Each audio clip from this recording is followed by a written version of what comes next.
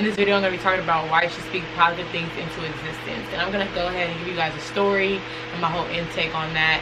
And I really feel like it's really, really serious to speak life into yourself and speak positive. Like, even if you're thinking negative, you don't ever want to speak it. You want to speak nothing but positive stuff into the atmosphere. And I'm a strong believer in it, like, for real, for real. And the reason why I believe so strongly in it is because the situation happened to me when I was a sophomore in high school. And it like really, really opened my eyes.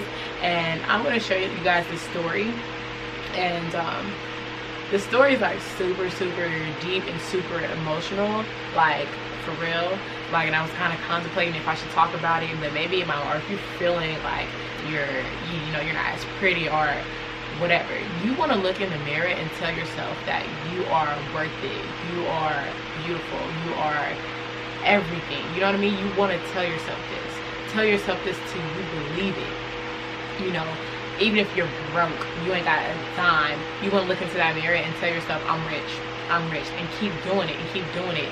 Keep speaking positive stuff into existence, because eventually it will happen. You know what I'm saying?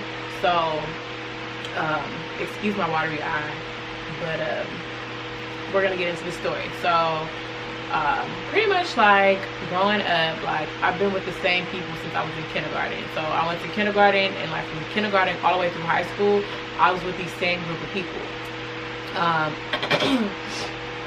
My mom decided to move somewhere else my sophomore year of high school, and it was so devastating to me, because it's like I've been with these people all my life, and you need to move out. I had to move somewhere. So I ended up moving my sophomore year, and when I moved there, it was just really strange. So I finally stepped foot into the school, and it was just weird. Like, I didn't know anybody. Like, I didn't know anyone. And like my first day of school, I remember this guy. His name was Adrian, and everybody called him A-Boogie. And he said hi. He spoke. He introduced himself to me. He was such a cutie pie. Such a cutie pie. He was brown skinned. He had like braids. He was so cute. He dressed nice, or whatever. And he was really nice. And I just remember like him. Like, I don't know. He had an impression on me. So I'm gonna fast forward. Like, I'm not gonna go talk about the whole everything about the school or anything like that. I just want to get straight to the point. So needless to say, like, he lived literally directly across the street from me. Like, I could literally walk to his house and be there in 30 seconds. Like, he lived across the street. And he had 2 twin cousins and another cousin, and I was really, really cool with her. And like, oh my gosh, they could dress to the T. They were really cool people. And you know, as I started going to school, I started getting closer with these people. I started getting closer to him. He used to get crump and everything like that. We would go into his garage and watch him dance and stuff. Like, we crack jokes all the time. Like, just super solid people. And we would catch the bus together. And like, where we lived, sometimes in the winter it would snow. So I remember this one time my mom picked me and like a whole bunch of my friends up, and we were just stuck in the car riding in the snow. It was so hilarious. So yeah, we just kind of grew. Like, it was kind of like a family type thing, I guess you would say. Like, the bonds that I connected with all the people in my neighborhood and stuff like that, and people that I caught the bus with,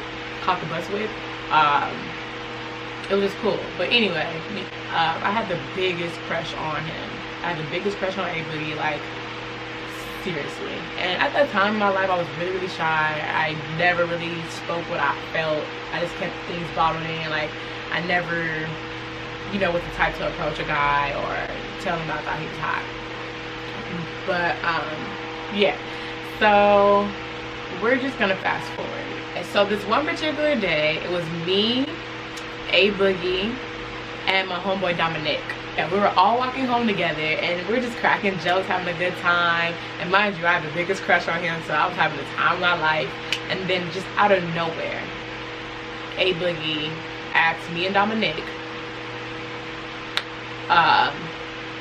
what would you guys do if I died? And we just kind of stopped and looked at each other like, what? Like, where is this coming from? You know what I'm saying? And or no, he said, will we cry? Like, would you guys cry if I die? Would you guys cry at my funeral if I passed away or whatever? And you know, we're just looking like, what the heck? Like, that was random.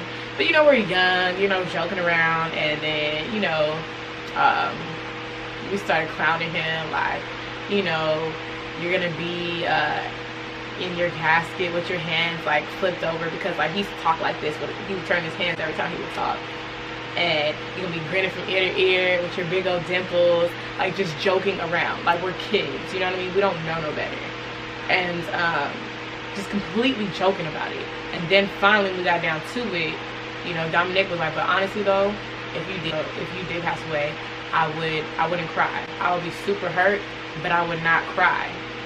And this is what Dominic said. He was just like, I'll sit there and with this, you know, pretty much like with this blank expression, but I would really truly be hurt.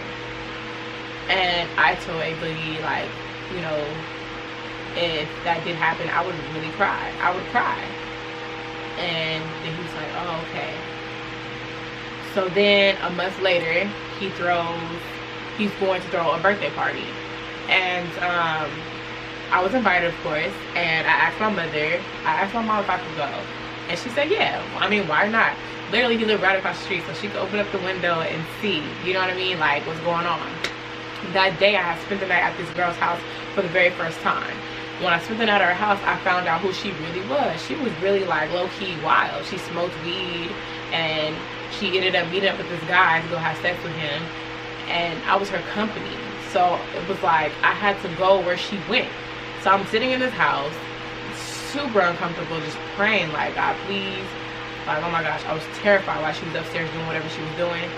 And at that time, I was not sexually active. I didn't do any of that stuff. Like, what the heck? I knew better. So then, mind you, before we went to that guy's house, it was super duper clear outside. It was beautiful outside.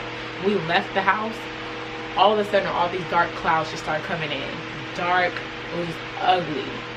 As soon as we got to her house, my mom pulls up just randomly, and she's like, Elena, you're not going to that party. And I'm like, why? Like, I don't understand. I was so hurt because I really wanted to go. I had the biggest crush on him. And she told me I couldn't go. I was really upset. I just couldn't understand why. She said it was a lot going on out there, and she just had a bad feeling, and she just did not want me to go. I was really pissed off at my mother, like, to the point where, like, I didn't understand it. So I finally go home, and I'm hearing all the music jumping, all my friends over there, I'm looking out the window, I'm just so sad, like, I'm completely sad, like, everyone's having a good time, and I'm just stuck in the house, and my mom left me there all night by myself. So I'm like, what the heck? So I'm like, I called my grandfather, like, Grandpa, can you please come get me, because I can't do this. So he came and picked me up, and I went to his house, and I went to sleep. I woke up with so many missed phone calls, and my homegirl at Tini, she called or whatever, and she's like, Elena, like it's A Boogie, and I'm like, what's wrong? Like, she couldn't even get it out, you know. I'm trying not to cry, but like she couldn't even get it out. She just started crying, and like her mother got on the phone, and she told me that A Boogie got shot at his own birthday party, and he didn't make it. And like, I couldn't believe it. I could not believe it. Like, it was too much, like, you know. And it really freaked me out, because the conversation we had a month before this happened, it completely freaked me out. And the day before his birthday party, because we're at school, we're on the bus, and he sat by me. He was like, Elena, he's like, do you like me? And I was so nervous and so shy that I lied to him and told him, like, no, I don't. But in reality, I had the biggest crush on him. And I told him no. And he kept asking. He's like, are you sure? Like, are you sure? Like, you know, like. And when I told him no, like, again and again, he got up from the seat and he looked back at me. He looked so sad. Like, it looked like he wanted me to say yes. But I was just so nervous and so shy that I didn't, even though I had the biggest crush on him. And to this day, like, he wouldn't know, because I didn't tell him when I had the chance to. And he looked super sad. He got up, and that day he ended up hooking up with another girl. So a lot of people were saying he was asking me because he was trying to make his decision on who he was going to try to get with. And I never was upfront. And, you know, this happened before, you know, I could even tell him how I felt. I didn't have the courage. So, like, if you, I don't know if that's called 516, okay? But if you don't ever want to wait till, you just don't, that was just, oh man, this situation was just so bad, dude. Like, if you have something to say or something to tell somebody, you want to tell them, because you never know, you know what I'm saying? And for me, in the 10th grade, it was just a big learning experience. So, long story short, a week passes by probably, and the day of his funeral comes, and I sit by Dominic, the guy that we were walking home with that day when we had that conversation. I sat by Dominic, and they opened up his casket, and I start crying, like crying. Dominic sat by me. He didn't shed not one tear, not one. So it goes back to that day where he asked would we cry if he died. Dominic said that he wouldn't. I said that I wouldn't. And it really came to life. It came to life. What we talked about that day came to life. And we're kids. We didn't know no better. We didn't know no better. And like, to this day it messes with me. Like, it messes with me. And I don't play that. Like, I do not speak nothing negative into existence. You won't catch me doing that. And if I catch you speaking something negative to existence, I will cut you off. So I will cut you off. And I'll make you backtrack. Because that mess is not cool, dude. It's not cool. Like, I don't do that. So from that day on, I don't speak negative, positive. I speak life I speak life to myself. I speak life to my family. I speak life into my son. Like, I don't talk negative. Even if I'm feeling at my lowest point, or if I feel like I can't make it, or I feel like, you know, the worst case is happening, I will not speak it into existence.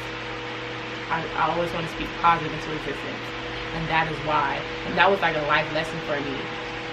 And the whole story is like super, super emotional. It's kind of freaky, you know what I'm saying? But I just thought I would share this with you guys and let you guys know the reasons why I feel like you should always, always, always speak positive into existence. If you have something to tell somebody, you want to tell them. Do not wait. Do not wait. So, yeah, that's pretty much what this video is about. Just letting you guys know that, you know, you always want to speak life into yourself, no matter what. Look in that mirror and tell yourself you're beautiful. Tell yourself that you can do it. Tell yourself that you're rich. Tell yourself tell yourself just everything. Think about it.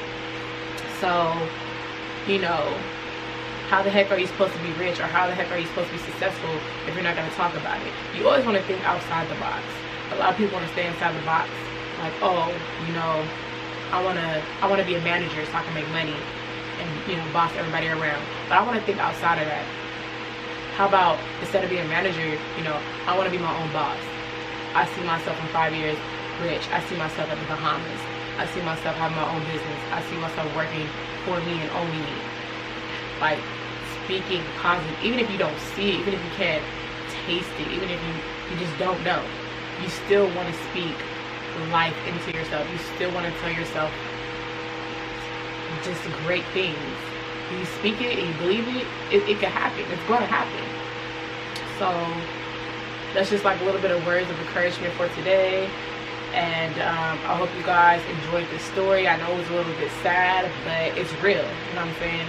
This is as real as I can be. If you guys have any comments, go ahead and comment them down below. If you guys have any questions, just let me know. Comment them down below. If you guys like this video, go ahead and like it. If you guys want to, you guys can go ahead and subscribe me. I would really, really, really, really appreciate it. And thank you guys for taking the time out to watch this video. Peace.